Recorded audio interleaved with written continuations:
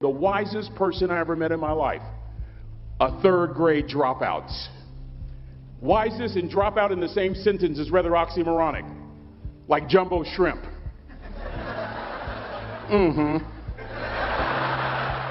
Like fun run, ain't nothing fun about it. Like Microsoft Works, y'all don't hear me. I used to say like country music, but I've lived in Texas so long, I love country music now. I hunt, I fish, I have cowboy boots and cowboy. Y'all, I'm a black neck redneck. Do you hear what I'm saying to you? No longer oxymoronic for me to say country music. And it's not oxymoronic for me to say third grade and dropout. That third grade dropout, the wisest person I ever met in my life, who taught me to combine knowledge and wisdom to make an impact, was my father. A simple cook. Wisest man I ever met in my life. Just a simple cook. Left school in the third grade to help out on the family farm, but just because he left school doesn't mean his education stopped.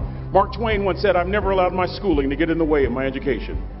My father taught himself how to read, taught himself how to write, decided in the midst of Jim Crowism, as America was breathing the last gasp of the Civil War, my father decided he was going to stand and be a man.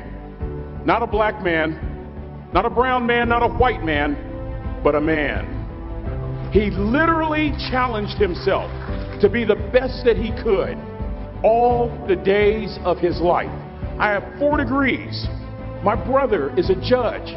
We're not the smartest ones in our family. It's a third grade dropout daddy.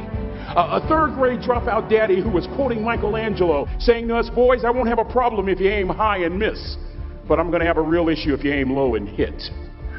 A country mother quoting Henry Ford, saying, "If you think you can or if you think you can't, you're right."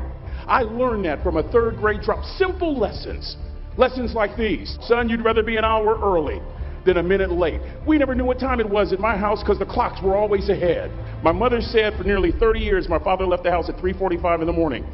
One day she asked him, "Why, Daddy?" He said, "Maybe one of my boys will catch me in the act of excellence. I want to share 2 things with you." Aristotle said, "You are what you repeatedly do." Therefore, excellence ought to be a habit, not an act. Don't ever forget that. I know you're tough, but always remember to be kind. Always. Don't ever forget that. Never embarrass mama. Yeah. If mama ain't happy, ain't nobody happy. If daddy ain't happy, don't nobody care. But you know, I'm trying to tell you. Next lesson. Lesson from a cook over there in the galley. Son, make sure your servant's towel is bigger than your ego. Ego is the anesthesia that deadens the pain of stupidity. Y'all might have a relative in mind you want to send that to. Let me say it again. Ego is the anesthesia that deadens the pain of stupidity. Pride is the burden of a foolish person. John Wooden coached basketball at UCLA for a living, but his calling was to impact people. And with all those national championships, guess what he was found doing in the middle of the week? Going into the cupboard, grabbing a broom, and sweeping his own gym floor. You want to make an impact? Find your broom. Every day of your life, you find your broom. You grow your influence that way. That way you're attracting people so that you can impact them. Final lesson. Son, if you're going to do a job, do it right. I've always been told how average I can be. Always been criticized about being average. But I want to tell you something. I stand here before you, before all of these people, not listening to those words, but telling myself every single day to shoot for the stars, to be the best that I can be. Good enough isn't good enough if it can be better, and better isn't good enough if it can be best.